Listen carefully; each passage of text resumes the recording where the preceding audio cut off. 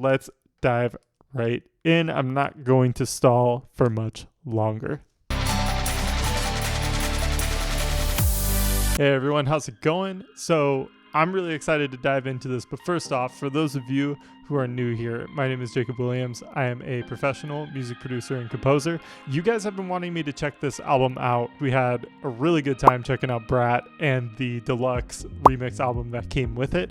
I figured for this week, we'll go for pop, both here and on Patreon. And speaking of Patreon, shout out to our patrons. I'm going to put a little nice list of their names right here for you guys to give them some love and appreciation. Thank you guys so much for directly supporting this channel and for giving me more power to give you guys better content. Pop 2 is apparently one of Charlie's best, according to you guys. I'm just going based off of some of the track recommendations that you guys have sent my way. Apparently Pop 2 is where to go next. I personally like doing things out of order. As we learned with artists like Lord, I can totally listen to a discography like latest album, first album, then almost latest album, and then a little bit in between. I don't know why I like to make things complicated and I don't just start with the first album, but alas, here we are. Let's dive right in. I'm not going to stall for much longer. Track 1, Backseat, featuring CHARLI XCX.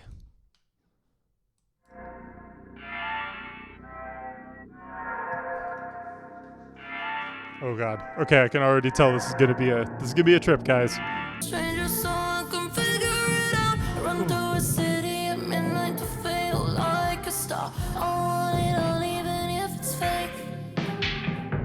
Breaking your heart, split it in half, told you it all. Ooh. Okay, so what I'm really enjoying about this is it's a very low-key start to the album. I was expecting energy right out the gate, kind of like what we got on Brat, but instead we have this really delightful atmosphere pad playing in the background along with some sort of, I like to call it radio filter EQ drums. It's really called a cone filter when you take like the high pass and the low pass, kind of sandwich them together and just have the mid frequencies of something playing.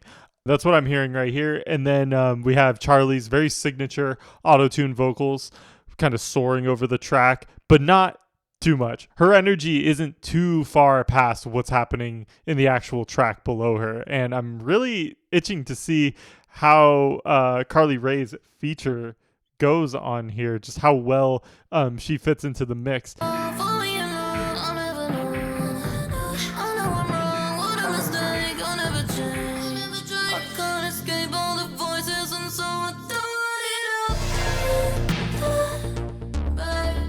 Okay. So I am a sucker for a really good synthesizer ARP, and that's what I'm hearing in the instrumentation right there. It's like a it's going 1 2 3 4 1 2 3 4 1 2 3 4 1 2 3 4. So it's like 16 notes, but to make it do the sort of bendy, groovy thing that it's doing right there, there needs to be like some sort of tremolo or like slow pan kind of thing going on it to kind of make it bob and weave in the stereo field a little bit, or to make it cut off. You could also just use a regular filter too, but I use tremolo filters in Logic. I use them all across my mixes. I use them in so many places where you wouldn't expect them because they just add a nice sort of auto groove, auto punch to certain instruments, and that's definitely what I'm hearing right there. And the vocal quality. Ooh.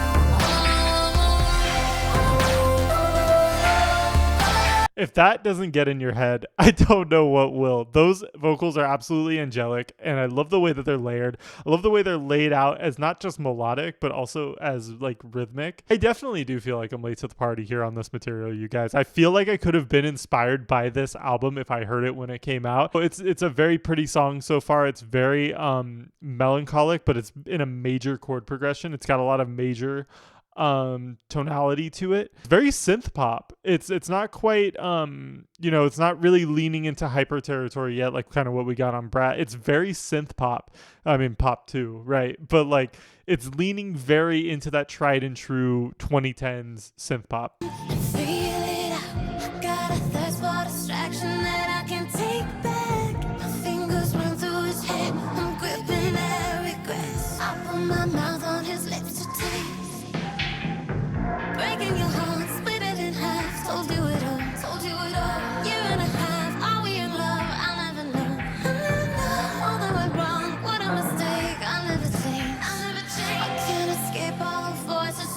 I turn it up. They've traded vocal spots, both Charlie and Carly Rae Jepsen, but what I'm liking is they kept the same melodies, they kept the same rhythm, so it feels very unison. It almost feels like to someone who's just listening in passing, it could just be like the same singer. If you're not actually sitting there listening to it, you could feel like it's the same singer. Obviously, they sound completely different. They have their own unique styles, respectively. And I personally haven't really dove into the Carly Rae Jepsen like rabbit hole. I know that back in the 2010s, I was in like a music producer community, and one of our guys, he was very into like Carly Rae's like new music. He was like, Emotion is just such a good album. Her new sound is like so vapor and so like, big, and he kept using all these ways to describe it, and I just never took the plunge into that, I guess. And maybe I should have. I think Carly really fits for this song. Her voice definitely sticks to it like butter.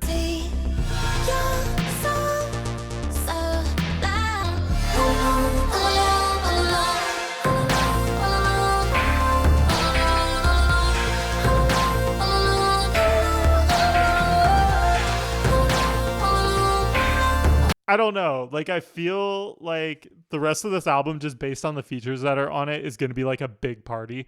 But this is like the heartbreak before the party, right? Like, I feel like the whole, like, I'm not looking at the lyrics right now, but I feel like the lyrics are talking like, hey, I thought we were something, and now you've left me, and now I'm sitting here all alone. And what was supposed to be a very like great experience, or a very fun experience, and now I'm just left alone. And so I feel like the rest of the album is just going to be like Charlie pulling herself out of that sort of headspace. But man, am I a sucker for synths?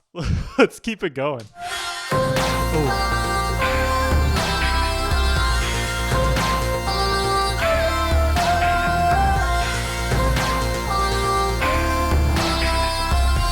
There's a synth in that part of the mix that's really sticking out to me, and I'm going to try to point it out as best as I can. So there's the little bump thing right below it, and then there's like a pad, which I think is at the beginning of the song. It's very like this open kind of, open triad chord keyboard thing that's been playing since the beginning of the song, and maybe dove in with some like pass EQs to kind of come in and out of the mix.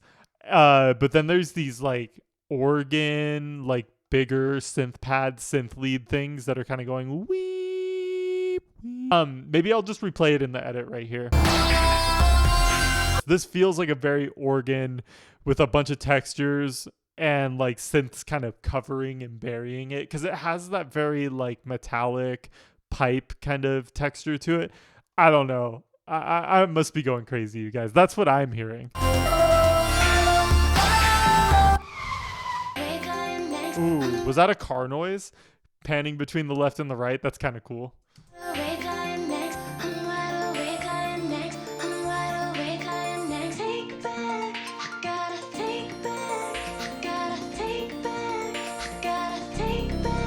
Why does that sound like, for those of you out there that are also nerds, why does that sound like the intro OST to the Final Fantasy X like main menu?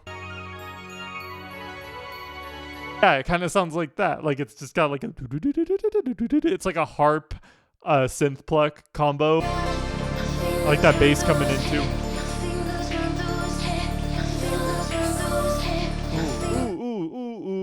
Ooh. Loving the background vocals, the way they're swooping in. Yeah, that is ear candy, my friends. That right there is some really, really, really good dynamic ear candy.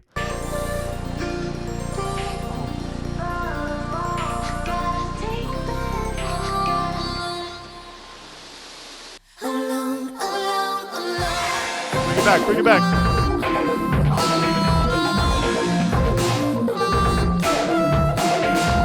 Now, my friends, we're leaning into that weird acid dance club mixed with a little bit of hyper stuff. Blows my mind. I don't know. It's such a nostalgic, like heartwarming sound to me. I'm so like just moved by it. you know, like the boom. It's like acid house, but it's melodic because of the pop, because of the hyper pop, because of the like synth pop tones that Charlie's using on this.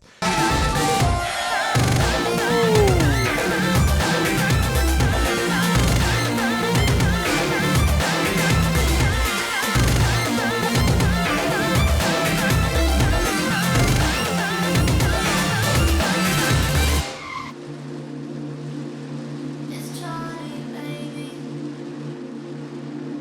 It's Charlie, baby. That sound set gets me so giddy. Hearing just like fat dubstep snares in a chill context. I mean, that's why back like when I got into producing music, chill step was just like the coolest thing. It was one of my favorite genres. So Ramesis B is one of my favorite chill step producers. Same with Black Mill. All those people who make such wonderful like club music that's very chilled out and very lush sounding.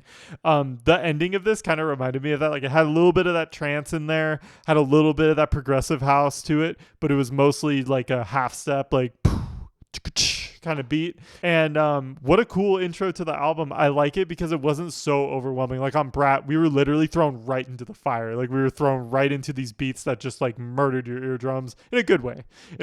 Like it just totally like destroyed the sonic space in front of you. And here we get a nice kind of like lean into the album. I really liked it. Good job on Carly Rae's performance as well, fitting into the Charlie song. I thought it was a great and appropriate feature for it. I thought their chemistry was pretty good. Let's move on to track 2, Out of My Head, featuring Tuvlo and Alma. I have no idea who Alma is, but I know who Tuvlo is. This might be, no, this is not the single. Unlock It has got to be the single. Either that or it's just a viral hit from this. Let's go.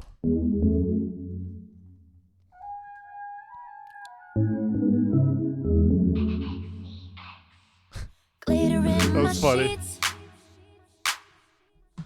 Dancing on no sleep. I don't learn when I burn, when I turn all the way up. Yeah. I don't learn when I burn in the dirt till I'm out of luck. I love that hook. I literally love that hook. I'm going to tell you why I love that hook. It kind of gives me a bit of nostalgia in a way. The kind of reminds me of like something from the 2000s a little bit. Like maybe some boy band, girl group kind of thing a little bit. It gives me some of that, but also just pure 2010s. I mean, this was released in 2017, but it just gives me that pure like 2010s, I'm still in high school, I'm in college type of thing, and it just totally takes me back. Terrible things. Ooh. Hard on the floor with Mr. my Kick Drum telephone back there. rings. All of the lies I just wanna believe. The drums in this song are so drum machine. Like they're so like they could actually be performed with like, you know, those drum machines that literally look like a box. They're like this big. I'll throw an example up right here in the edit. Like it reminds me of one of those just TR-808, TR-909 things that are just like little programmable. Like you just make your little loop, and then as the person's singing, you just add a little more to your loop, like without using a DAW, obviously, like using a just pure little box to program your drums. It sounds cute. You know, it's like a little tiny drum machine thing. Morals I just wanna sin. I'm out of my head, out of my head. Please get out of my head. Please get out of my head. Please get out of my. That is so catchy. And especially whoever is singing that. I don't know who is singing that. I know Tuvlo, but I'm not too familiar with her work outside of some of the hits. Who is doing that fry right there? I'm sure I could look it up and figure it out right now, but that fry vocal, the out of my, and then for that last out of my, they lean into the fry, is doing a very good job. And it's very melodic. It's very it's a melody that kind of pops right off of Charlie's little catchy thing from the verse. Out of my head, out of my head. Stop.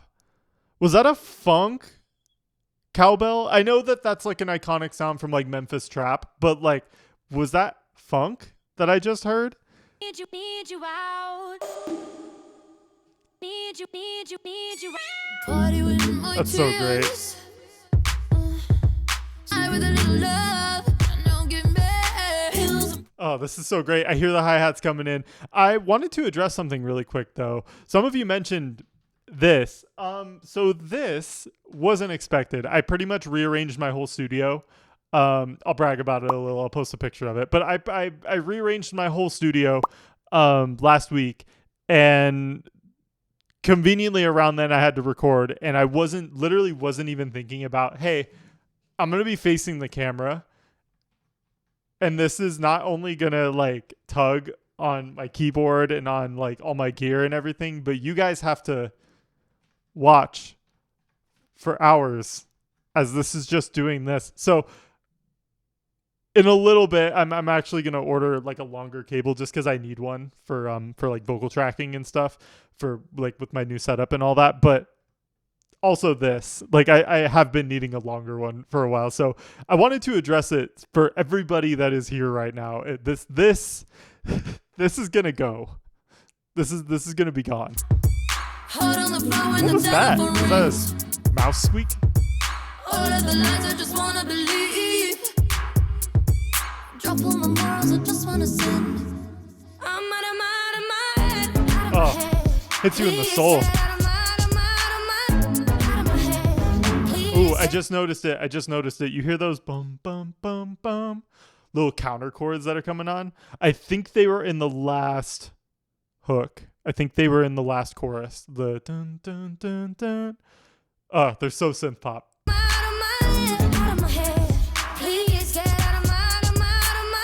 Oh.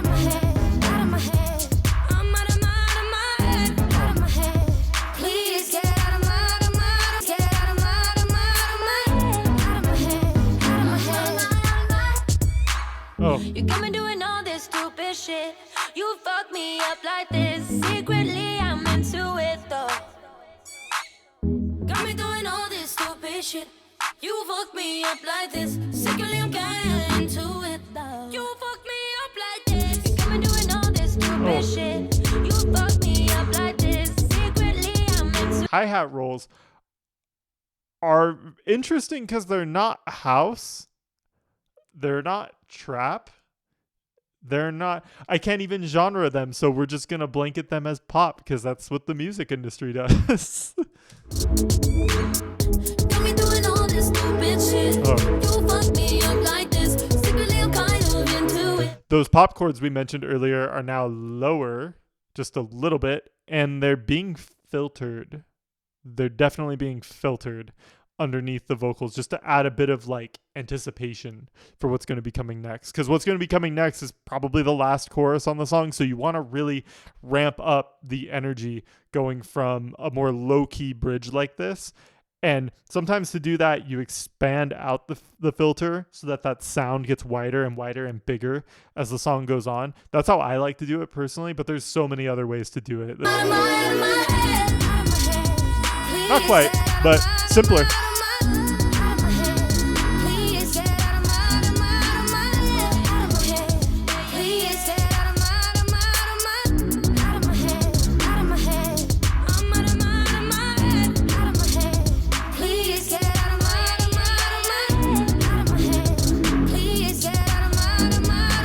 We're going to talk about bass now. I know it's a little late, but we're going to talk about it before the song ends. So this bass that's being played right here, it's before we got super 808 heavy Charlie, I think. This is back when we were like pure synth pop Charlie. And I could be completely wrong, so I'm going to hold my breath a little bit. But this bass is what's called a Reese bass. So it's a really iconic sound in electronic music, but it sounds like it's being just held back a little bit from being a full-on like drum and bass, breakbeat, Reese bass craziness. It's being held back a little bit, so it sounds just kind of like a normal synth bass, but detuned a little bit, and maybe some of the sync knobs are like that, just twisted out a little bit, just to add more like texture and dynamic to the sound. But that's kind of what it's sounding like to me, is just a little bit of like a open, very detuned to add more thickness to it, kind of Reese bass, just sort of being hit punched into the groove right there, not being held out too long to overwhelm the vocals or anything. It's very in the pocket with the drums. Out of my head. Please get out of my head. Out of my head. Out of my head. I love this ear candy right here. For the ear candy towards the end here, this is actually kind of a formulaic decision I'm noticing, because Backseat also had this. On this album in particular, what I think is going to happen with the songs leading out, because I'm even looking at the track length of each song too, and I'm going, oh, they probably have like a little sweet outro. That's probably what Charlie's doing, is we have like the main context, like the main song, and then we have this little tiny outro leading out of the song into the next one. And what that outro has is kind of like a quick little like remix of what we just heard, but with counter melodies, with little bits of ear candy. Like right now we're getting these little sparkly synths coming in here, and like different like whiny vocoder talk box kind of things being played back there. So that's kind of my prediction, is that's kind of the direction that Charlie was going on this album, was more like standard pop, verse, chorus, bridge, chorus, and then a little bit of a special outro. Please get out of my head. Please get out of my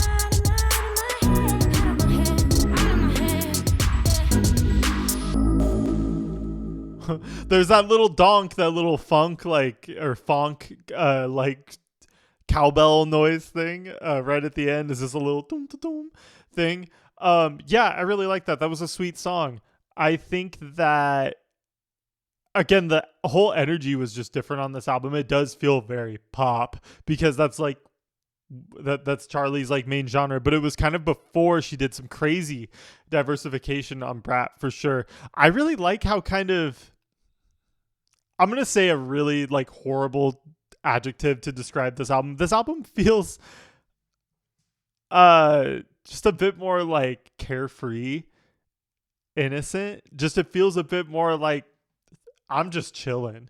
Like Brat was very rowdy and very like over the top. This is like, I'm just hanging out. I'm just having a good time writing these songs.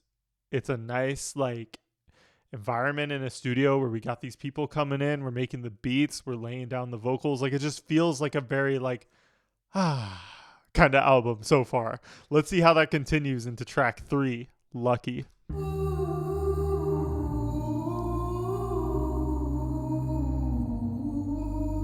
Who's doing those really cool vocals back there? Who's doing those really awesome, that sounds like they're being played with an instrument kind of vocals?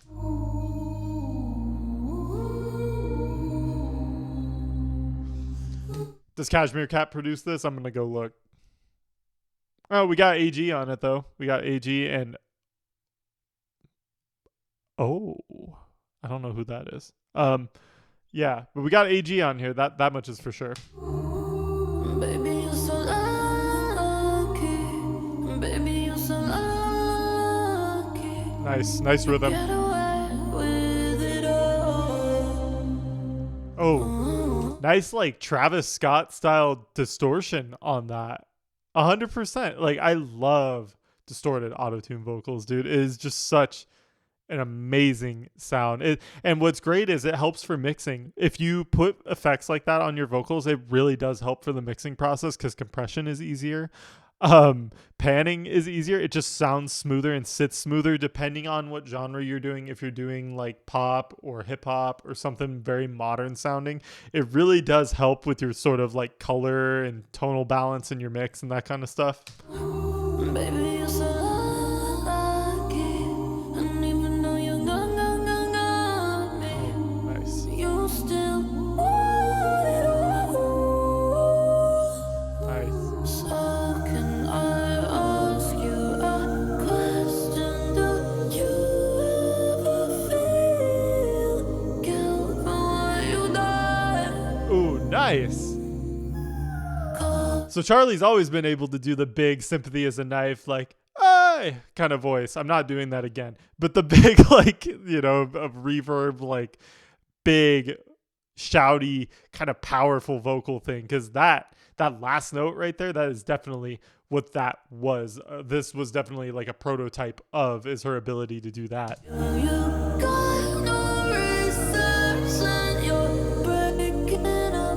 Ooh, breaking up, but the vocal itself is breaking up. That is genius. That is a great way to like even further the context of your lyrics into the musical elements of it.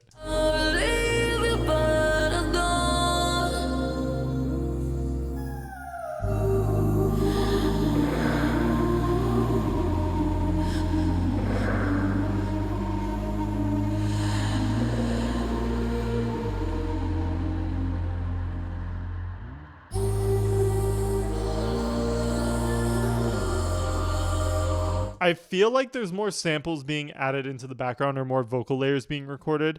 Either that or they're taking that ooh kind of voice, deepening it, like making a new track with it, deepening it, and like moving it around in the track. Because there's some rhythmic stuff going on under there to sort of progress it. It's all atmosphere, though. It's literally all atmospheric sort of mix filler stuff going on here instead of just instruments, which is nice. It's a nice change from the first two tracks.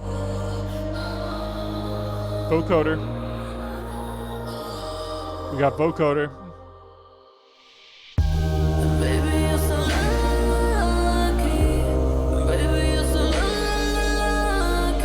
Nice.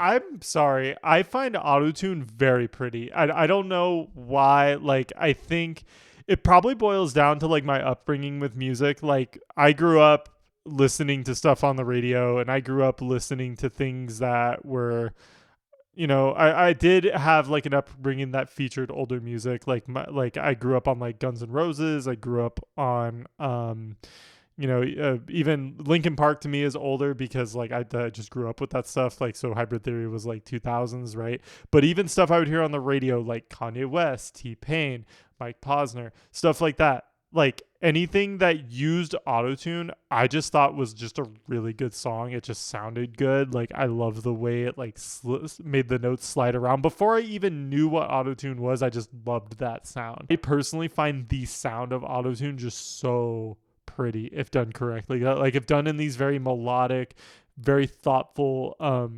areas of music, I think it's just it is a wonderful sound. It is the best way to use it, is to already have a really good melody sung out and like ready to be sung, and just using it to polish and just give it that really good human machine hybrid effect.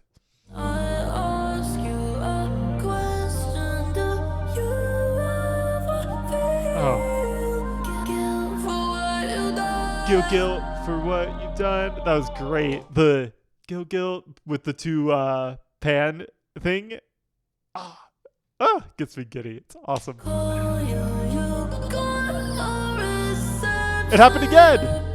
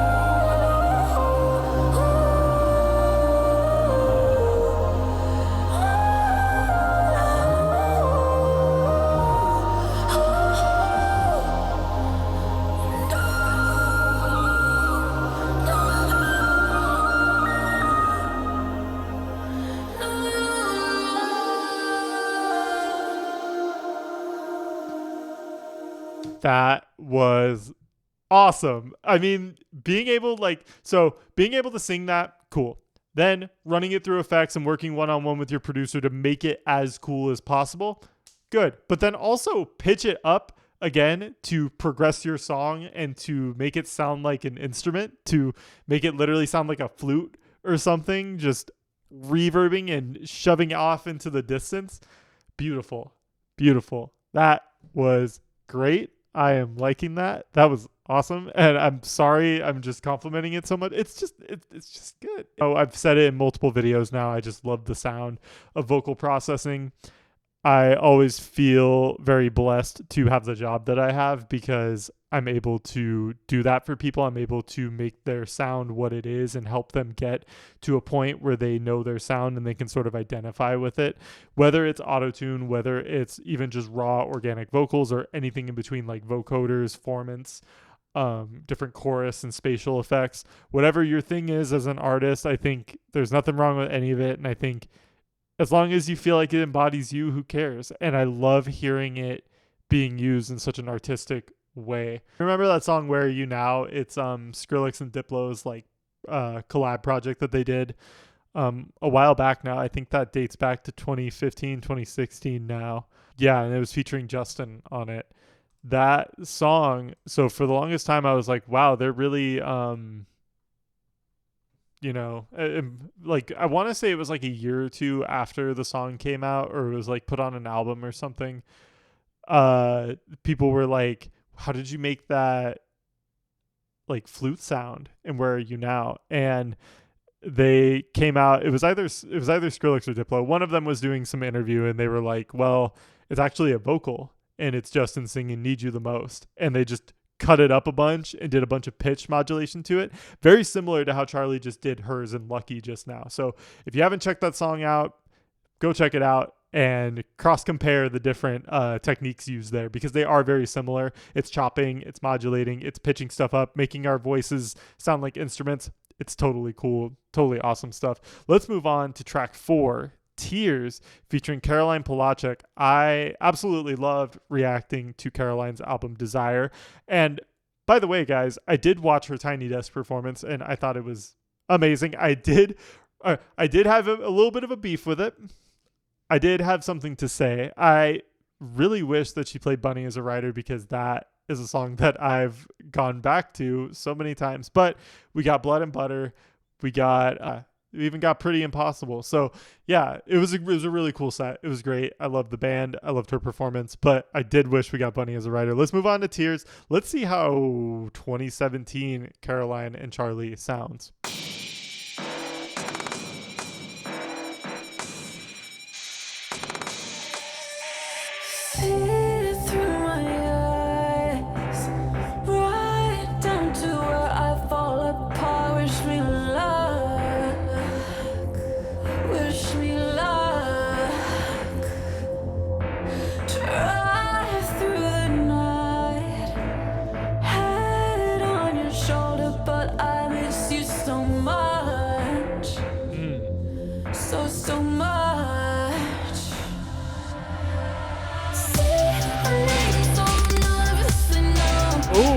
Okay.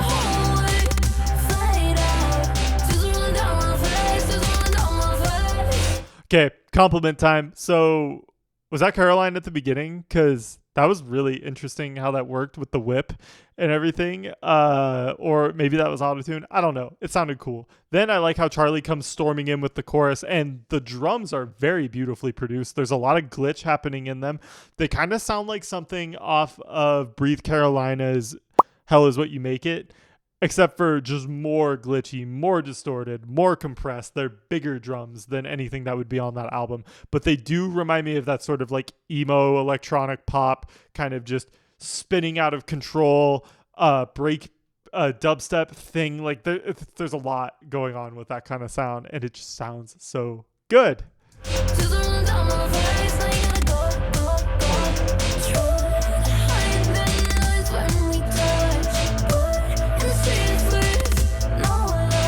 That bass line is wobbling. It's an LFO bass line. Please tell me AG produced this.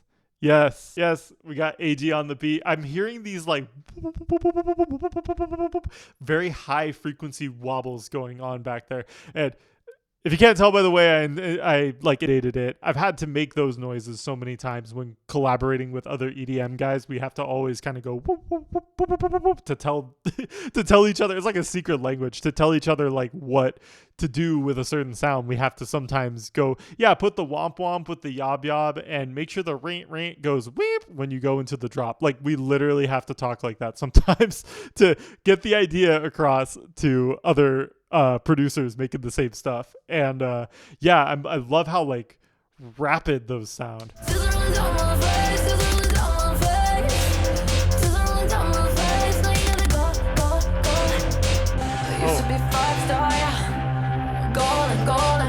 I love that the kick drum dropped out and now we're getting the snare and then the side snare. It's going ch ch ch, just like over on the side, like a cymbal or something.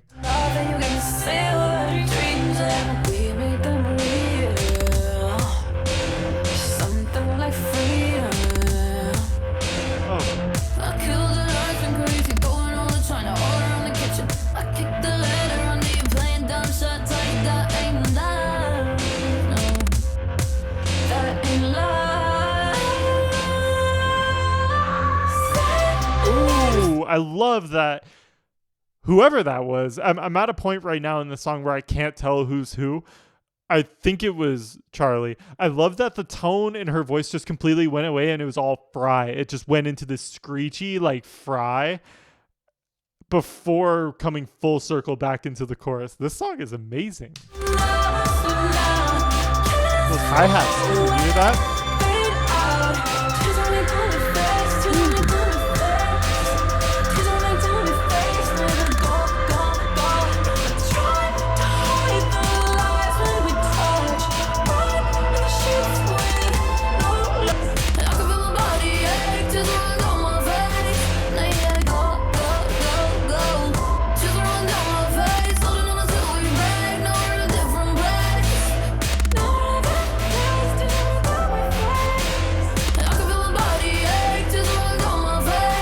I kind of like that the main hooky part, the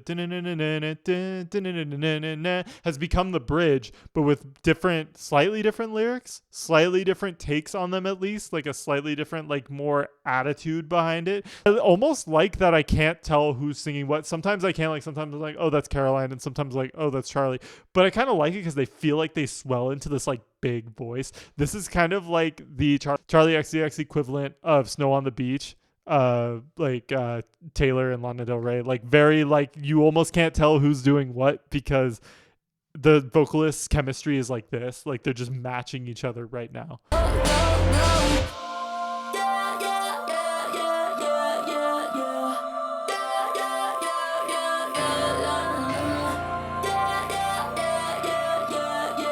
That sounds like pure mixed butter right there. I wonder, is Charlie actually singing, yeah, yeah, yeah, yeah?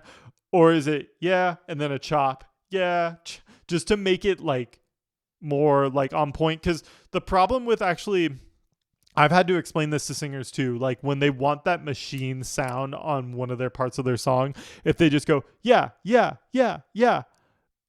The problem with that is one of your yas might be in a completely different dynamic. Like it might be just a little bit lower or it might just be a little bit higher in dynamic range. So sometimes what I have to do is just cut one and just machine like put it out if that's the style they're going for. It usually happens a lot in rap, like if you want like very stuttery vocals, or in pop if you're trying to go for that very club setting, like club heavy machine perfect pop. Sometimes you have to do that.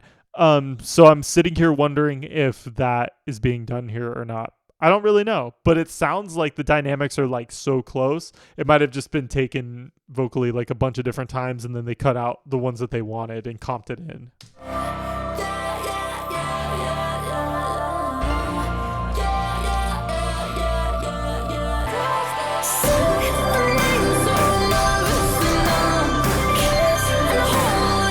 So now the drums are kind of losing a lot of their bassiness to them. Like, so the equalizers on those drum hits have probably gone like this. Like, let's say that this is the box. This is the whole equalizer. This is like the low end. This is the high end. The low end's kind of going like this. So a lot of the bass equalities are being taken out just to give it a different feel, to give this part of the song a different color, because this is going to be like the remixy outro, right? And this new synth arp has come in, and it's starting to kind of sprinkle the mix with a bunch of synthy goodness.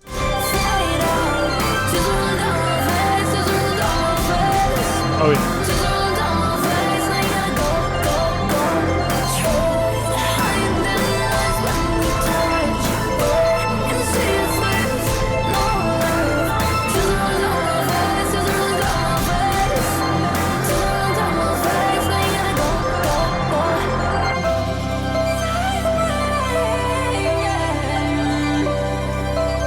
There's like some noises descending with the synth. So there's like a bunch of synth layers going down right now. Like they're just doing a sustain note. And then there's a lot of sort of effects, things going down, almost kind of like downlifters, but they're being run through a bit crusher, which is giving them that very sort of pixely distorted color to them. That's definitely what I'm hearing right there. 100%.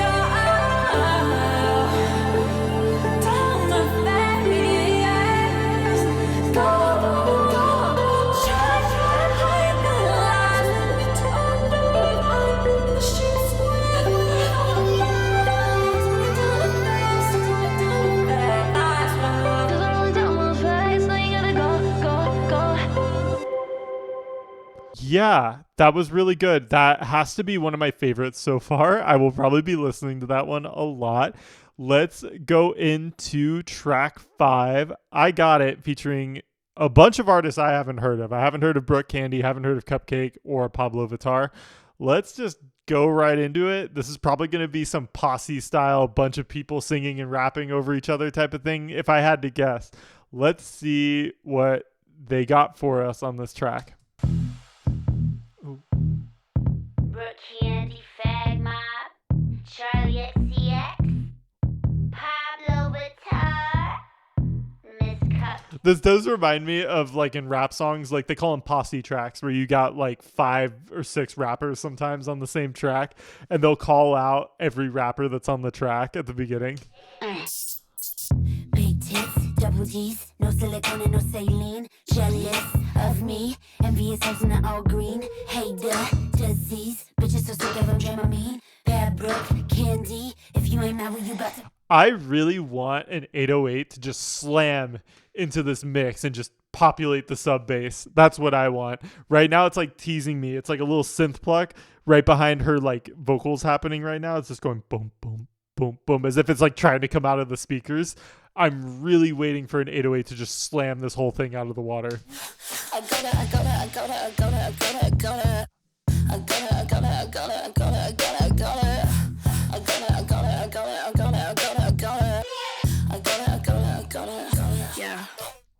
That was processing. So I liked that noise that came in like during the cadence right there towards the end. It was like so how that's made, that little whoop, like swoopy noise kind of going up, you have to like shout something into a mic because it sounded like a vocal. You have to shout something into your mic and then run it through some reverb, re-export it, drop it back into your music making software, and reverse it. What that does is it takes not just the sound that you recorded, but it also takes the reverb along with it and reverses the reverb. And then it's not wet anymore. It's not like running in through like the reverb again. It's just a plain like whoop. It's a good way to kind of, you know, swoop things into the next part of your song.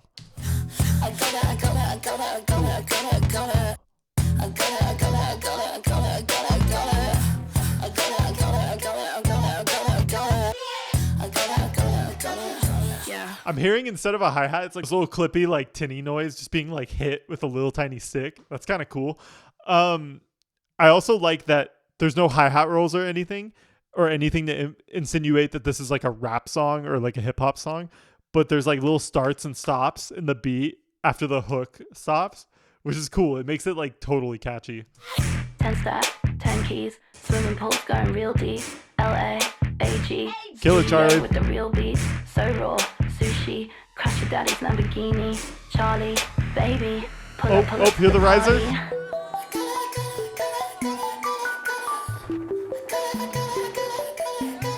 I love this. So the beat is going to change depending on who's up to the mic. That's the vibe it's giving me. It might be different. This might also be a B section, which we've talked about a lot on this channel. A B section is kind of a fancy word of just saying the song changed. Like the normal part of the song is the A section. The B section is like if the melody changes up drastically, or like if it sounds like a rapper or a singer is just about to be over a different beat, but it's in the same song. It's called the B section.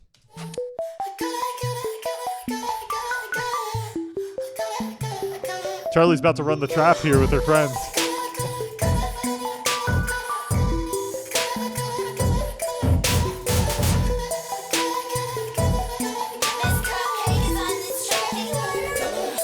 All right, what you got?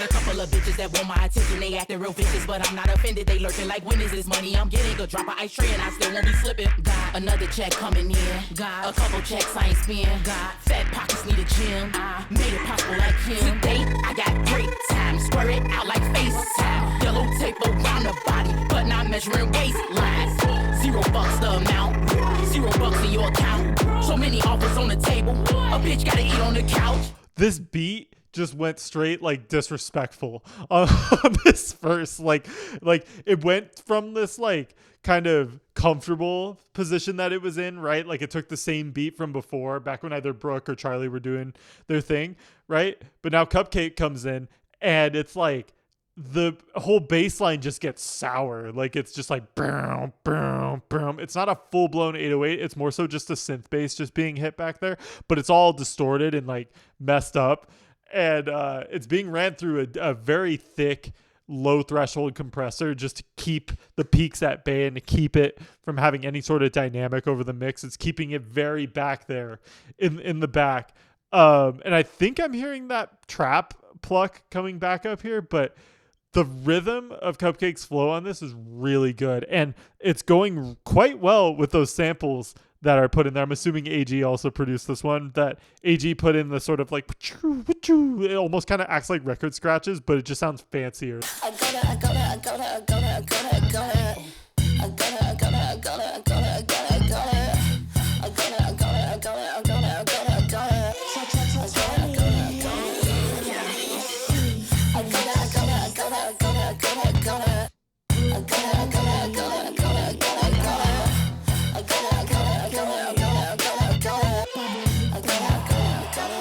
All right, Pablo, what you got?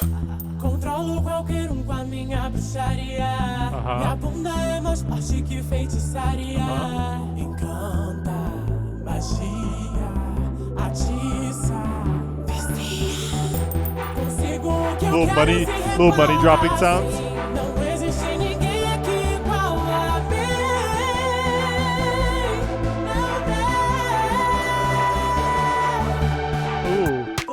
That was a really good vocal performance from Pablo.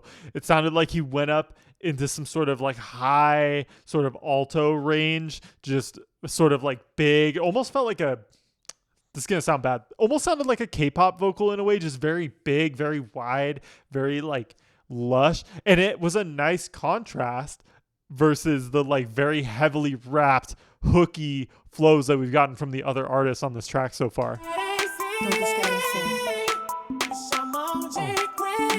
And now the beat changes to more of like a Future Garage type of thing. Like it's like more on the skippy offbeat patterns. Like instead of being on the downbeats, it's just like boom, ba, ba, boom, ba, boom, ba, ba. It's more like it's transitioned to doing that because we have a new singer up with a whole different vibe. I love when beats do that and they don't just like stay the same. More money drop sounds. Ooh.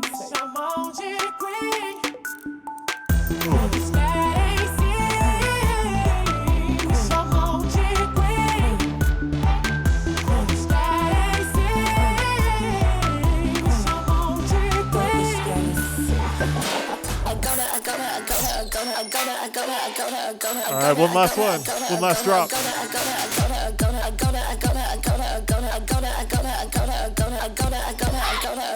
Yeah.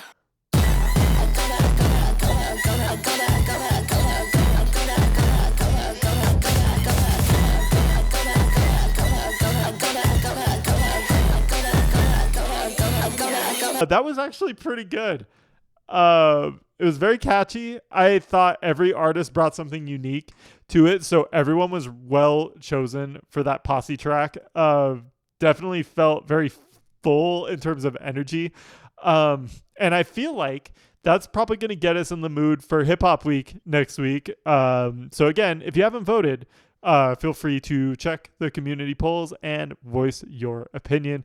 But yeah, no, I did really like that. Let's have it go right in to Femmebot featuring Dorian, Electra, and Mickey Blanco. I don't know who either of those people are, but we're going to dive right into it. And again, guys, feel free to murder me in the comments if you want. I don't have a lot of time to check out other music, and that's why I started this channel. So if there's anything from these two artists that you want to recommend to me, feel free to lay it all out. Let's dive right in.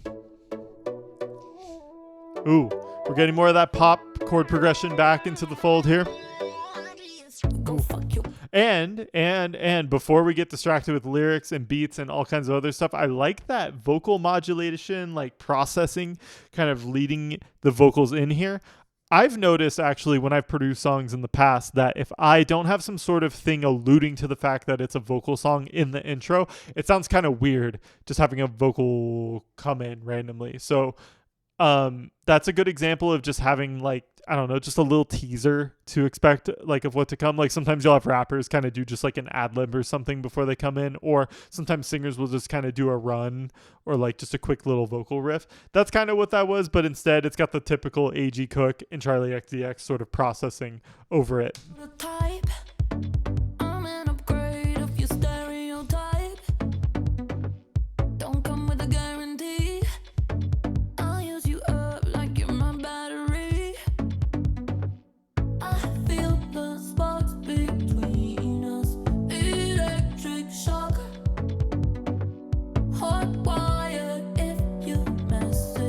I'm still coming down from the heat of I got it. But I am liking the change of pace on this song. I like that it's a bit of a slower, sort of more smooth pop cut so far. And it feels like a nice, cool, relaxed major key chord progression.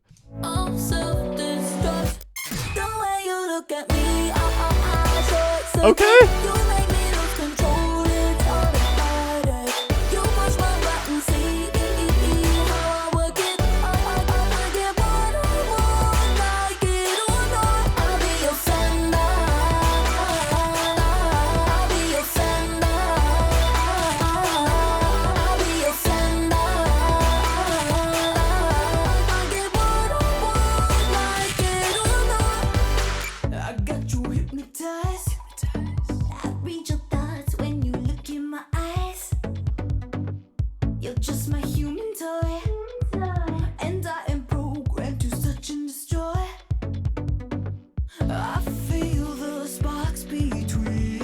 Ooh. Electric shock. Hardwired if you F it up. I self-destruct. The way you look at me.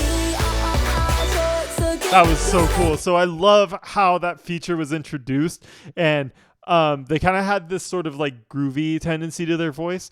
And I like what they added to the track. Just this like very kind of counter frequency against what CHARLI did on the first verse. And we let it right back into this big energy chorus.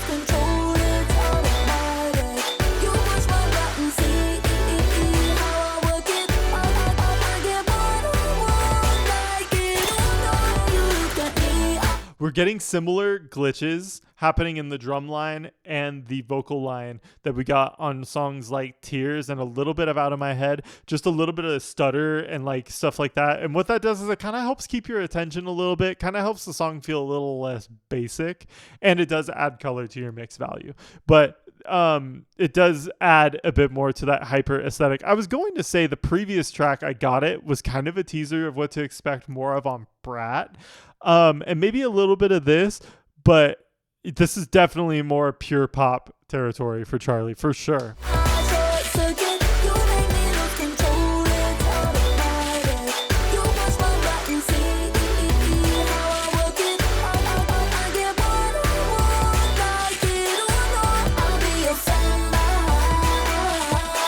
Oh. Earworm.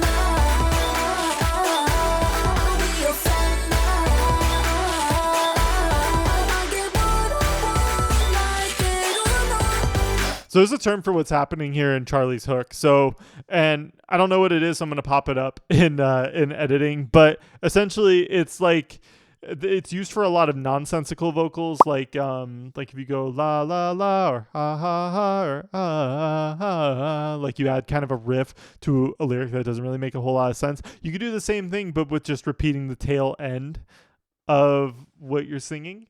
And it kind of adds just a bit more catchy factor to it. It makes your song feel a little more like out there and a little less like you're just talk singing. If you kind of add more character, sort of take certain syllables and draw them out a bit more and make them feel a bit like just, you know, a bit more laid out or a bit more calculated in terms of what notes you want to hit with them instead of just Femmebot, but she's choosing to extend it out and kind of make it do a melodical phrase. And I'm going to try to find the term for it and put it up there because I totally don't remember it right now. In the shell, I'm a beast in the sheets, I'm a new, I'm bro in the beat, gonna spake that rig, gonna fall to his knees, I'm a lightning in the rod, I'm a bite that ride. Do you want a fembot or do you want a help back? Slap back, talk no systems down. Boy, I'll clone you, boy, I'll swerve you. Glitch your mainframe, now I own you. It's my nah, you can't win. I am that bitch. It's your left world, I'm drilling D&D. I'm bionic, not Dionic, Super Saiyan, Supersonic. Hard drop, gosh, you don't remember. Whoever that was just killed the beat. Just literally not even just from a delivery standpoint, but from a lyrical standpoint, from a vocal processing standpoint, from a like energy. Whoever just did that, whether it's Dorian Electra or Mickey Blanco, whoever just did that just totally destroyed the song. So fantastic. Great feature. I'd love to check out more of that. Oh.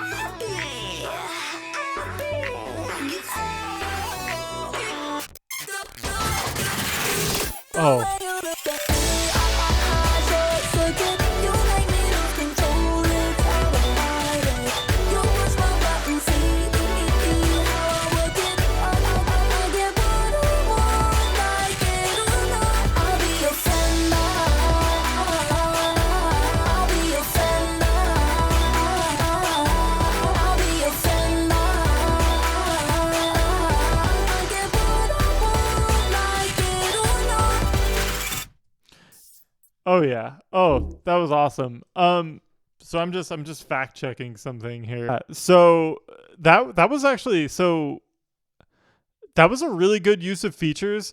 I felt like the first feature was kind of used like your kind of typical like normal feature, like where you just put them on another verse, and they still carried their weight. And then whoever came in on that bridge or like third verse thing just totally transformed the song. So that was really good. I'm going to just let the vibes keep rolling into track 7, Delicious, featuring Tommy Cash. And I've heard the term Tommy Cash before. I don't know. Now that I'm looking at his discography, I have no idea. Absolutely no idea who that is. But let's find out what he sounds like on here.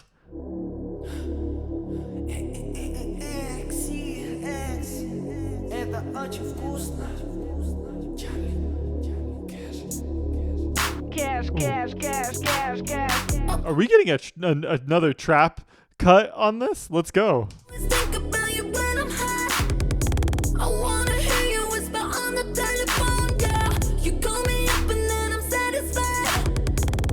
Oh, those rapid kick drums are killing me. The way that they just start off with like low velocity and then go into the main one. Oh yeah, that's so great. I always think about you when I'm high. I wanna hear you whisper on the telephone, yeah. You call me up and then I'm satisfied. I'll do something special to me. Oh. I wanna take your picture. You're so delicious. Give me a sweet vision. That head's so clever. Can you get me with ya? Gotta touch you, treasure. I said like November, that vicious kingdom. I like that every end of those phrases, Charlie is singing the exact same note, regardless of the lyrics. So it makes it more catchy because you're hearing almost like a callback and a refrain leading back to that note every single time. It's so well written. Wanna take your picture, you're so delicious. Like the architecture, I won't forget ya. Got me in the bathroom, got me in the mirror, putting on the pressure. I love the XCX tag very lightly in the background, just going bump, bump, bump, bump, bump. That's so cool because normally tags only happen at the beginning. So it's kind of like Metro Boomin just adding like another like Metro Boomin tag halfway through the song. I personally like producer tags. I think they're kind of a cool little sort of way to sort of date our sound in this day and age. I don't even remember when they started becoming a thing, but I remember hearing more and more producer tags as I got older, and I was like, hey, that's kind of a cool way to date it back. In the future, when there's no more producer tags, we're going to be looking back at music going, oh yeah, simpler times, man. Simpler times. Ooh. Charlie was ahead of the game, and I'm going to tell you why. This sounds like hard wave, and what hard wave is it's like a niche genre. You'll really only find it on places like the depths of EDM, YouTube, and SoundCloud, but it's a really nice community. I love everyone that's part of the hard wave, cyber wave sort of collective out there. They're very futuristic sounding songs that take elements of trap, chill out, and trance and kind of make like their own thing. It's very like electronic trap essentially, but with a lot of trance influence to it. And I think it's got a bit of hard style to it as well, hence like hard wave. Like it's essentially hard techno and trap wave just put together into one genre. But this reminds me of hard wave. It sounds like it's 80% a hard wave track.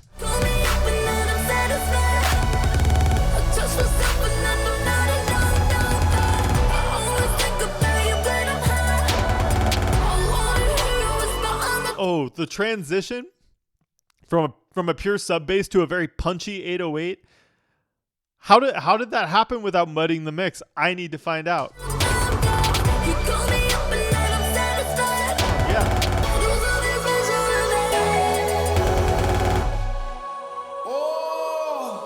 All right, Tommy. I found a better connection. No mirrors nearby, but see a better reflection. I was fucked by the nature, we didn't use protection. Made a lot of trees, they are now in a book section. No cameras, no lights, but a lot of action. Yeah, summer turning winter, come a little Mama Jackson. Flow like water, no beats by Dre, but beats by your father. I always think about you when I'm high, yeah.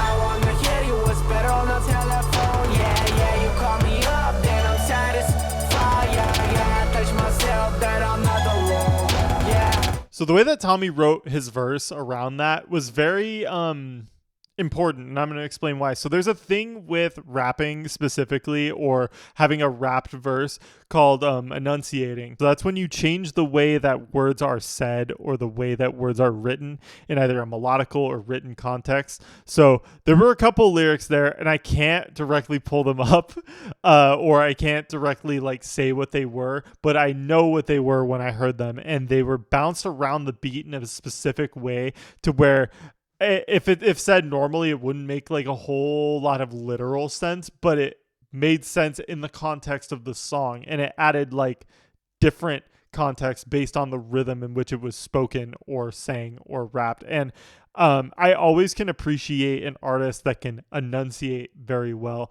One of the oldest rappers that was known for his charismatic way of enunciating words was Andre 3000 from Outkast.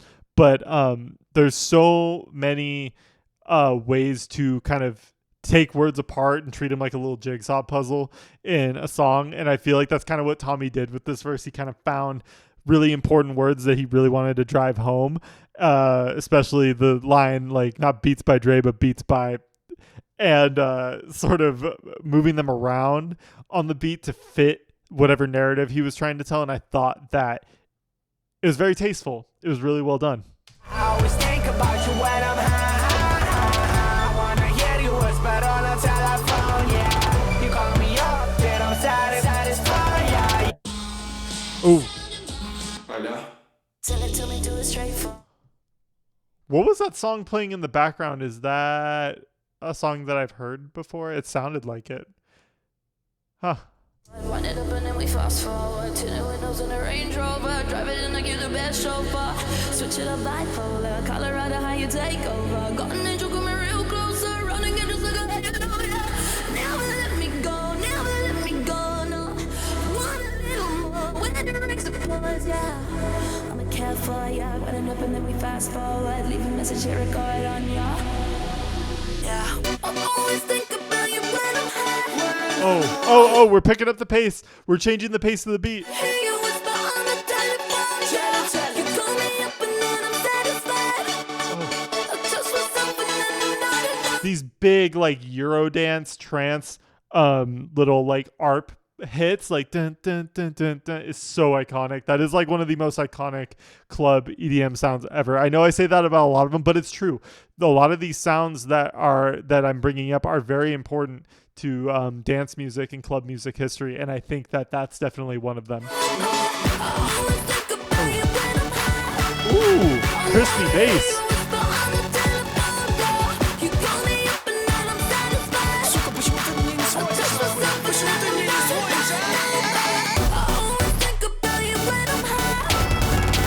Oh my goodness, who produced this? Who did work on this? A.G. Cook, man. A.G. knows how to bring the heat with these kinds of beats, man. 100%. You call me up and then I'm satisfied.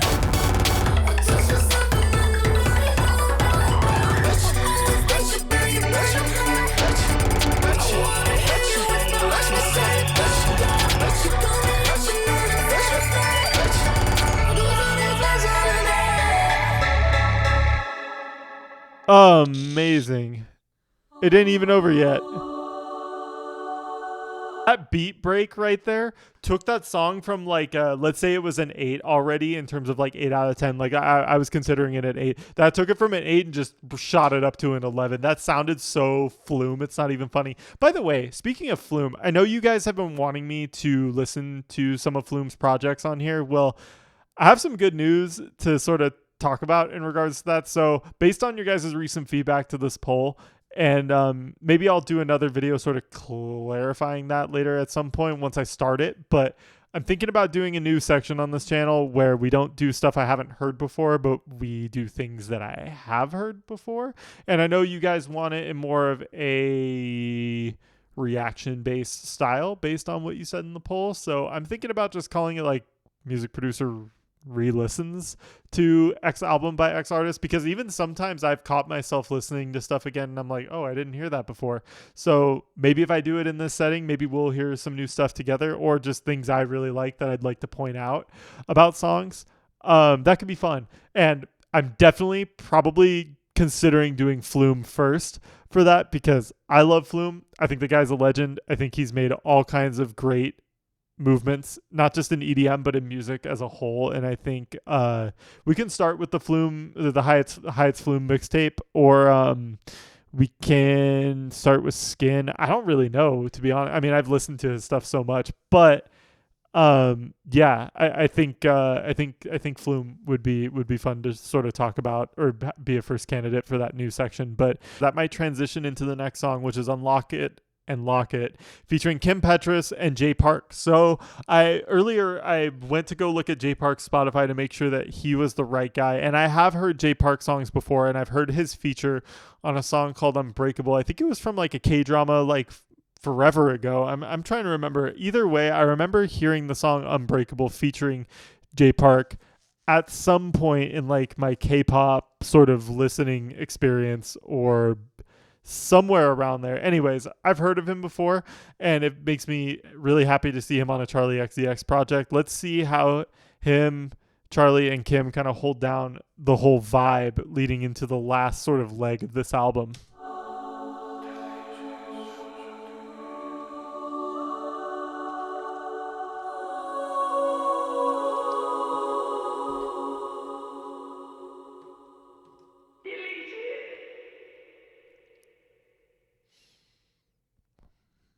Lock it, lock it, lock it, lock it, lock it, lock it. Unlock it, lock it, lock it, lock it.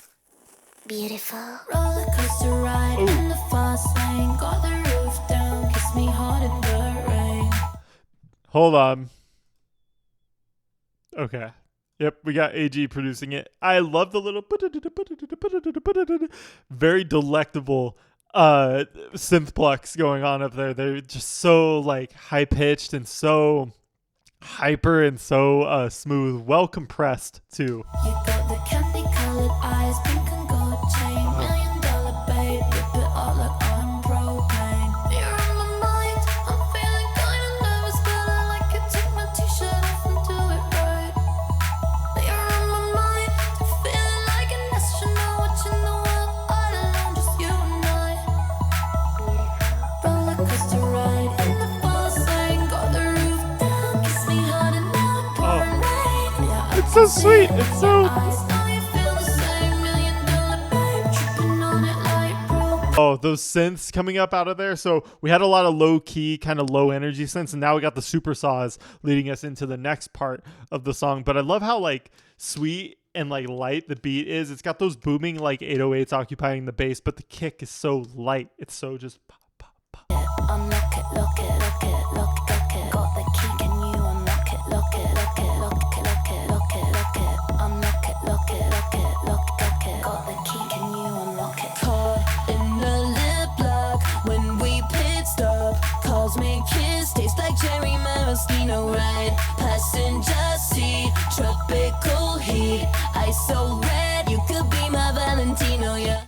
Okay, so right now with the vocal stacks, we're hearing a lot of just octaves, like little upper parts, little lower parts, different vocal techniques, like going from that talk singy sort of chest voice, regular chest voice, to very open right under it. And then we're also getting different other kinds of harmonies coming out in the pan. Like I'm hearing +3s, +5s, different octaves or different semitones coming out in the vocal layering. If you want my heart, then don't you drop it. I'm right here right in your back. There's a one synth in the background that is stunning me, and it's like, I want to say it's just a normal like serum patch or something, or some sort of analog synth that's very thin. It's like a thin bell chime thing with a bunch of distortion on it to kind of give it that grainy hyper sort of thing to it. I don't know who, I don't know what kind of synth it is at its core, but that's definitely the processing that's happening on it to give it that thin sort of bulky hyper pop tendency. Oh,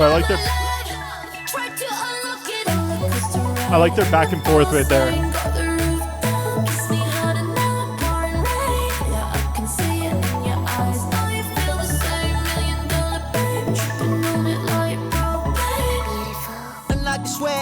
Ooh, okay. Hit them high notes like you a tenor. Tell a big appetite, give you my dinner. I know they can do you, but I can do it better. Bring me out to learn.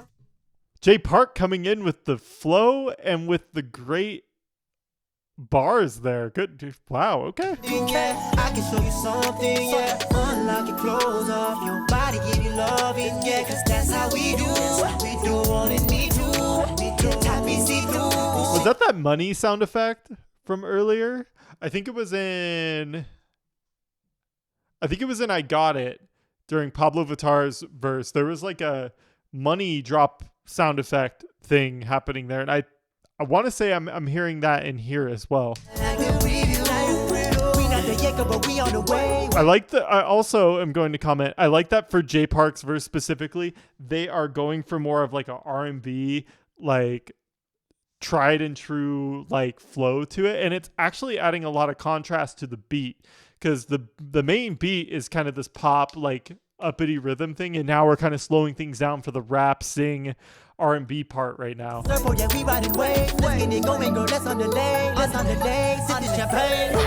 And then that melody up in the top is getting a bit louder, a bit more present in the mix, a bit less compression on it just to make it a bit more heard.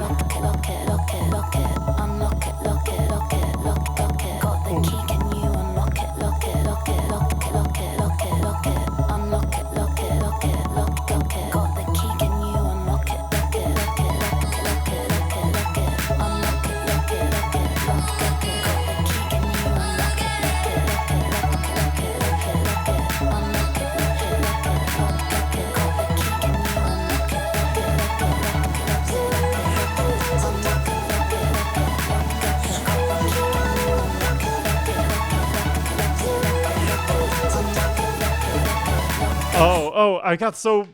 You know what, guys? I got so wrapped up. I literally didn't even comment on what was happening. So the synths are getting more like savage below everything. Like they're just getting higher and higher and higher. They're getting more saturator added to them. More high end is coming out of them to build up towards what's happening. And if you really listen, it was even hard for me to notice that there was much of a difference happening, but there's a little bit of a riser kind of coming up into this next section, building up the energy.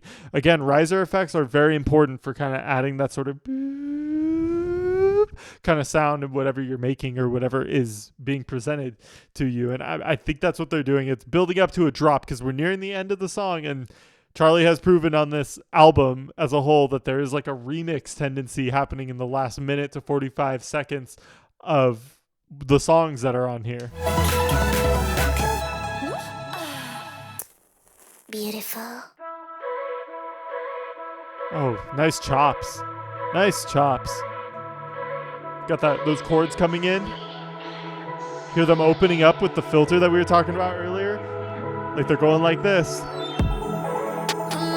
They're still going. Oh, that is nice.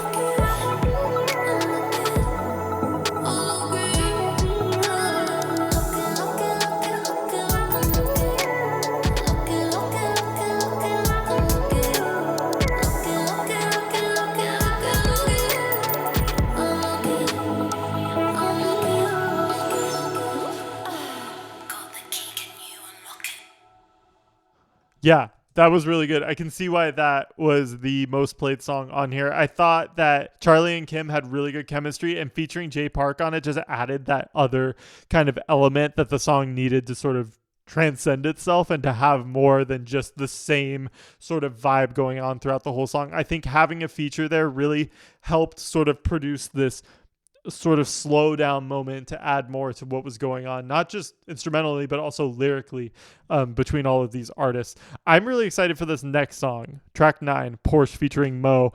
I was into Mo's music for a little bit. I remember when Forever Neverland came out, I was really into that. And I'm trying to remember what just made me fall off of the Mo hype train. Yeah, because I remember Way Down. Yeah, I actually have that song saved. Yeah, I remember Way Down. I remember some of the stuff she did with, I'm trying to remember, was it Diplo or something? I remember Drum. I'm just going through the singles right now. Yeah, I remember being into a lot of Mo's music back. I'm saying back in the day, but I mean like during the sort of like, 2010s EDM type thing. But yeah, I'm remembering some of that. I never heard of her working with Charlie. So let's dive right into Porsche featuring Mo.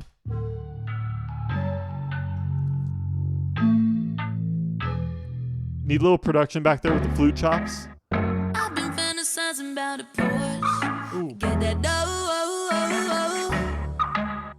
I've been eating till I'm sore.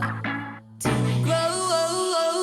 I do like the vibe that's getting established here. So it's almost like the like little flute things kind of adding this like whip to the song. Like it's adding a very strong rhythmic swing to what's going on. And Charlie's just doing her typical thing that works very well for her songs, where it's like the sing thing. It's like this melodic rhythmic singing rap thing where she kind of flows over the beat. And this flute little sample thing in the back sounds very Sophie influenced. I had to check. Sophie did not produce this, but it sounds very Sophie influenced. It kind of adds this like whip or this kind of swag to the beat a little bit. I've been running around now for so long, yeah, it seems Oh. that every day and everywhere I go, yeah, I see. I'm saving this. Baby, I just called to let you know I need take back all your love, cause fake words ain't enough, no. Oh. I gave it all, so I'm Take back fake words. The way that she's saying words, though, made it enunciate very well with the words before it in the verse part before it. Stuff like that is very important to songwriting, and early on in the process, when I was writing some of my first songs, I didn't know how important enunciating was until way later. And I think that's a really good example of enunciating done right.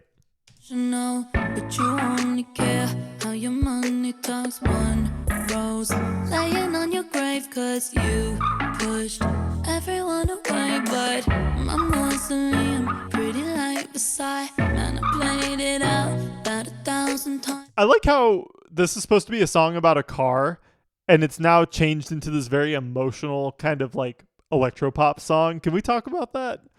Yeah, you won't hear my teardrops when they falling. Engine drowning out the sun, you hear me coming when I got it all. Ooh. Okay, what's happening? Big brain.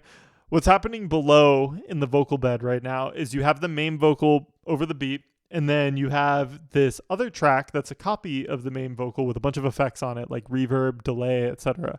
And what's happening to that track is it's being what's called parallel compressed. So what parallel compression is it's when you have exactly that, like a direct copy of something that you're processing, but it has a bunch of effects on it, but it's only the wet effects. So it's just what your voice sounds like going through reverb, not your voice with the reverb. Does that make sense? And it's when you compress the heck out of that to make it this big layer underneath what you're doing, and it gives it kind of a smooth sound for being caked in effects. It's very, very, very common, more common than you might think, but sometimes it's hard to pinpoint if something's being parallel compressed or not. And in a song like this, I can definitely tell that that's being parallel compressed because it's like starting and it's stopping. So they definitely have some sort of automation fader happening on it. Prove you wrong, yeah, you spent my love, didn't spend my money. Oh. Cause I've been fantasizing about a Porsche, get that dough. I've been eating till I'm sore, till it grows. I want to look at the stems of this because what I'm hearing is a really bombastic beat with a very chill vibe. Like it's a very chill song. Like it's not a banger, right? But what happens is so there's no synth bass. It's just like this stomping kick and then boom, boom, boom, boom, boom, boom, boom, boom. It's actually a really complicated rhythm for a pop song because you have three instruments. You got like that kick drum, you got the little boom boom bass, and then you have this weird in-between bass also adding rhythmic value to the low section of this song. It's very well made. I want to buy the stems for this song. Can I buy them? Oh. Every day and everywhere I go, yeah, I see ya. Baby, I just gotta let you know. Take back on your love, cause fake words, they don't count. Hold on, guys. We're resorting to drastic measures. Instrumental. We're going to try to find it. Do we trust official instrumentals? I think we do.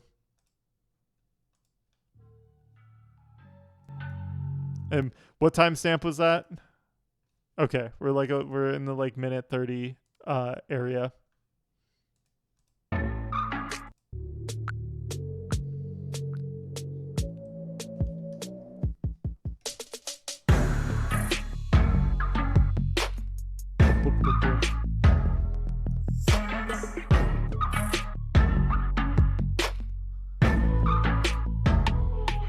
So the synth bass is actually, wow. Okay, the synth bass is actually still going the entire time, pretty much, except for maybe the first pulse or the first beat and a half.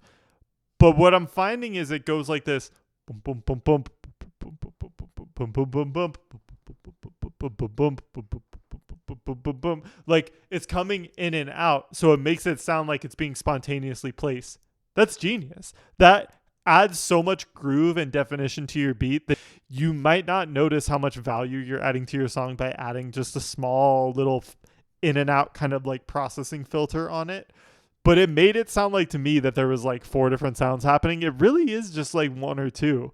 You have the stomping kind of sub bass thing, and then this synth bass just kind of cutting in and out of the mix. But I didn't know that. I just thought there were different types of basses kind of glitchy coming in and stuff. But right there, just looking at that little part right there, Yeah, that's what I'm hearing. So thank you, Official Instrumentals, for having this here. I know your game and you played it right. Wish I knew before, but my love is blind. Mo fits really good over this. Laying on your grave 'cause you pushed everyone away now.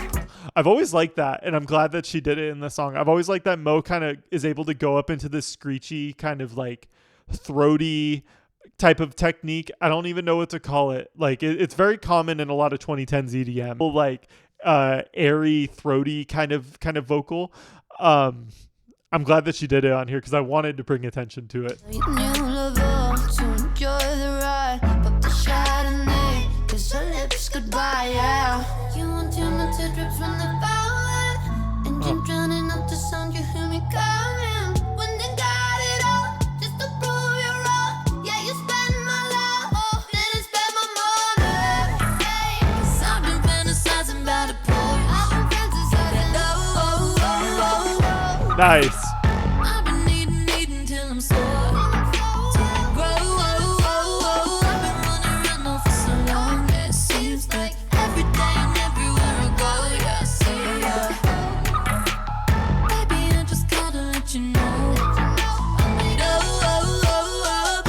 All right, remix portion, what do you got for us? Oh, that beat is stomping, man.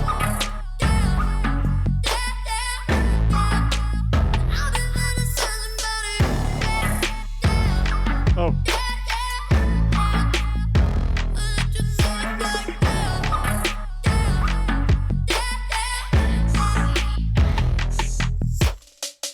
Oh, that little snare thing coming up right there. It just rolled off the rim. It was just like.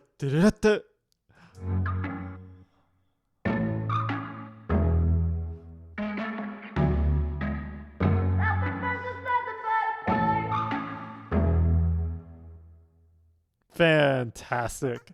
Okay, before we go into this last track, I have gotten so many comments telling me you have to check out track 10. It's been to the point where if you guys recommend me the Vroom Vroom EP, this is also coupled with that. You guys are like, we need a track 10 reaction. So we're going to do it. It looks like it was a single off of this album, arguably based on the play count, or y'all just really like it. We're going to dive right into it. It is the last track on the album. Thank you guys for making it this far. So far, I think this album is very good, especially for its time. Obviously, and this goes without saying, I still like Brat a little more, but what I do like about this more than Brat is the overall air of it. The atmosphere of this album feels a bit more chill. It feels a bit more relaxed. Feels a bit more casual, a little less intense. And I kind of like that a little better sometimes. So I would say it's probably a bit on par with Brat in terms of its different sort of vibe that it gives off. Let's dive into track 10 because you guys want to see it so bad. Let's see what's happening in track 10.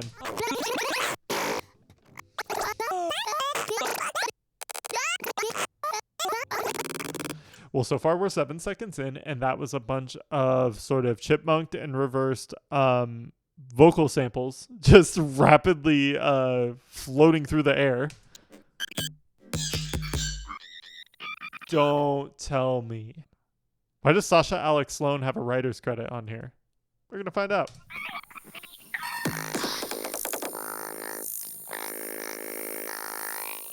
I just want to turn you up. The synths have awoken. The synths are waking up from their nightmare. It sounds like, no, because there was just a lot of like industrial, like little crackle pop noises, and now we're kind of getting the sort of typical 80s synth wave, sort of like, ba-da-da, you've booted up Windows for the first time.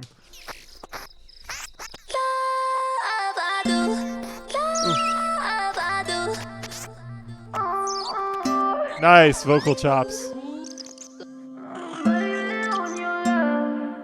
Okay. There's an interesting contrast happening here because the vocal production is very modern, but the guitar production is very organic. So they're kind of doing a Magdalena Bay right now where they're acting like a Venn diagram. They have like a couple things in common, but then the rest of it is just separated. It's a very nice contrast.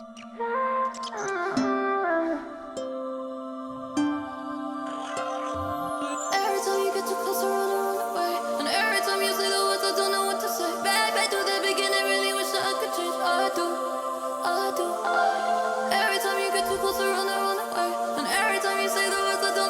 Oh, so hooky.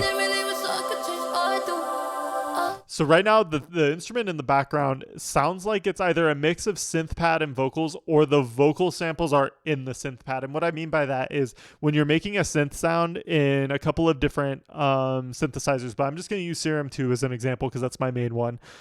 You can resample noises inside of your synth. So like if I just sang the note, I can take that. Obviously I tune it up because I sound horrible, but I would tune it up and I'd put it into the synth. I would have it be one of my oscillators under the resample setting, and I would play it on my keyboard with whatever I'm doing, and I can process it differently. I can parallel process it, whatever, right? But you can do stuff with it alongside a sound as well by playing it on a keyboard. I blame it on your love. Every time I fuck it up, I blame it on your love. I do. I blame it on your love. I can't help it, I can't stop. I blame it on your love. I do. I blame it on your love. Every time I fuck it up, I blame it on your love. I did not expect such an epic finisher, you guys. Let's keep it going. Let's keep it going. I do. I blame it on your love. I can't help it, I can't stop.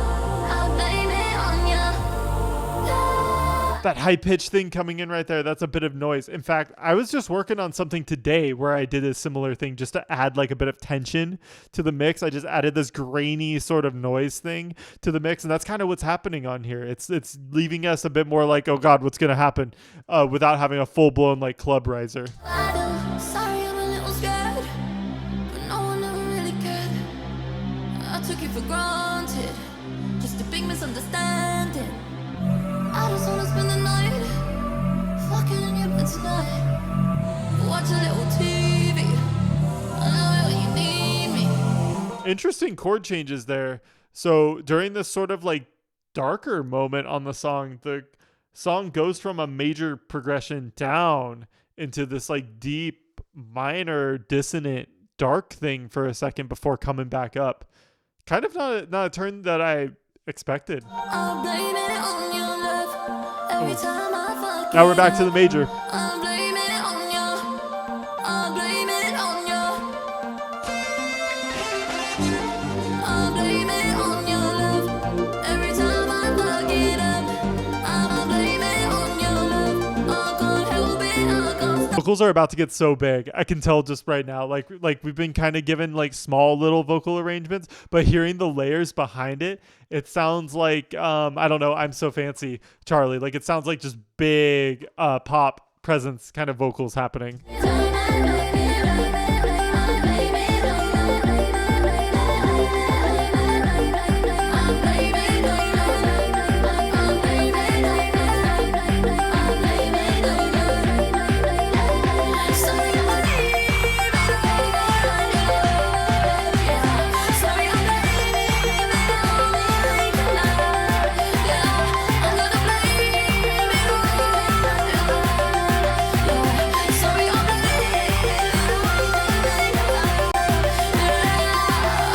That is so cool. So right now the synths and the effects are just swirling up. The swirling up after that hook. And it sounds like Charlie's just doing a little bit of fry, like a little bit of added to her voice, just a little bit to kind of crunch things up. And the auto-tune is working with it to sort of like just build it a little bit, build on that sort of vibe and just expand it out a little more.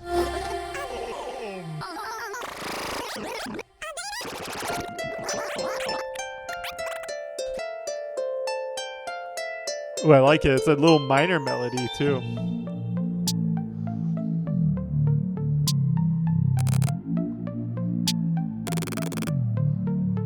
Why does that sound like the Rads sound effect from Fallout? A little. Oh. The beat's gonna start ramping up here, guys.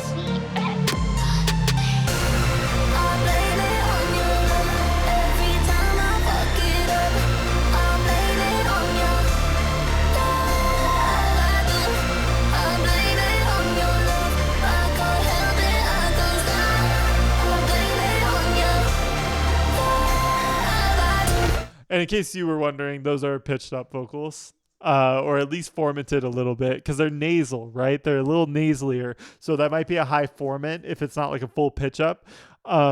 Definitely interesting, because it sounds like it's being like spun at like a DJ set, like it's just being ramped up in energy a little bit to transition into another song.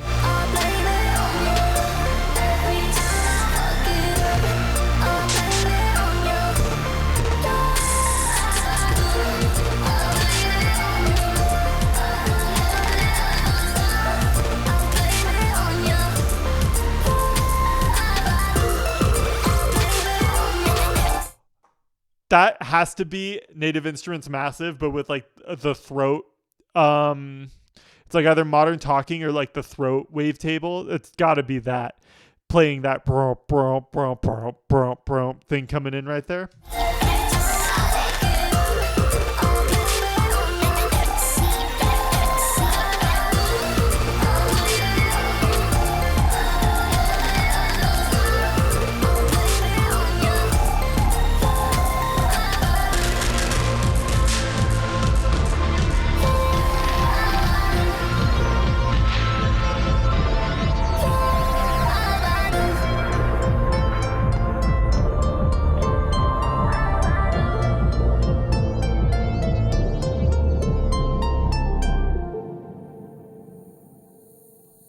Holy moly.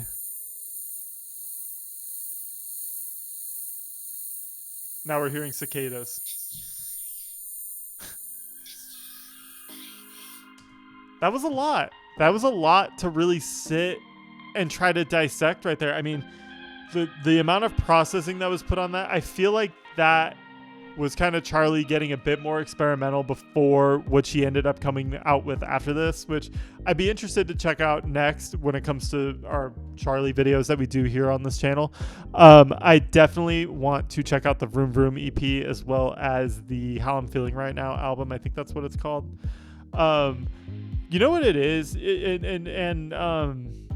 I just kind of came to this realization. I think when it comes to CHARLI's music, it kind of makes me feel like more just kind of whatever about it. Like okay, the sounds and the sound set of like CHARLI XCX's music as a whole, from a producer standpoint, makes me feel like it's okay to experiment, or it makes me feel like it's okay to like just try some new stuff out, or just to get a little weird with it, and not too weird. Like it still keeps it in the realm of like pop and electro pop and stuff like that. And so hearing so many sounds just freely being thrown around in such a catchy, playful way. That's the word, playful. That is totally 100% what Brat and Pop 2 have in common. Now, I will say what was great about this album, like front to back, is it just had this atmosphere to it. Like the colors of the album cover are how I feel listening to it. Is just this very open space, kind of like white room type of thing, and it's just atmosphere. It's just pure atmosphere. And I kind of liked hearing a lot of sort of prototypes of what we were going to hear later on. And there was also some throwbacks to like dubstep, trance, chill trap. Like there was all kinds of sounds on this album, just like with Brat. But with this album, you can feel like it was a different time almost. I kind of almost wish I heard this first, but I guess Brat wouldn't have been as much of a surprise if I did. Thank you guys for making it this far. I think I'm really inspired after hearing this. I cannot wait to edit this really fast for you guys to watch it. And by the time you see this, tomorrow we will have a very important album to check out and to react to. I'm going to stay up all night to film that, kind of like what we did with Sabrina a couple of weeks ago. But yeah, I think, wow, I'm literally... I think what shocked me the most on this, actually, you know what it is? What surprised me the most on this was the features. I feel like CHARLI kind of learned with the whole double album thing, having like the feature version and then having like her version with Brat. On here, the features are good, but I'd almost want to hear a version that's just CHARLI's version. You know, like it's just like her singing these songs. But again, the features do bring a lot to these songs, so I could see why they're on here. That would be probably my only... That'd be my only like constructive takeaway from this, is I would absolutely love to hear Pop 2, but just if CHARLI kind of had a handle on the whole thing. It would probably be a shorter album, you know, like the tracks would probably go down in length or whatever. But yeah, I thought it was great. I pretty much like the whole thing. Yeah, thank you guys for recommending this to me, and thank you for hyping up track 10, because track 10 from a production standpoint had so much stuff I couldn't even really dissect it live. I mean, there were a couple of things I was able to mention, but it just progressed so fast. Yeah, that's a bit of a beast for sure. I think there's a lot of stuff that's influencing the sound here on Pop 2, and I would definitely recommend it to anyone who likes this kind of music, or even the artists that are featured on it. And if you haven't checked out Pop 2, please do yourself a favor and go listen to it in your own time, because yeah, it's a wonderful piece of work. And again, thank you guys for your time. Thank you for showing up, and have a great rest of your day.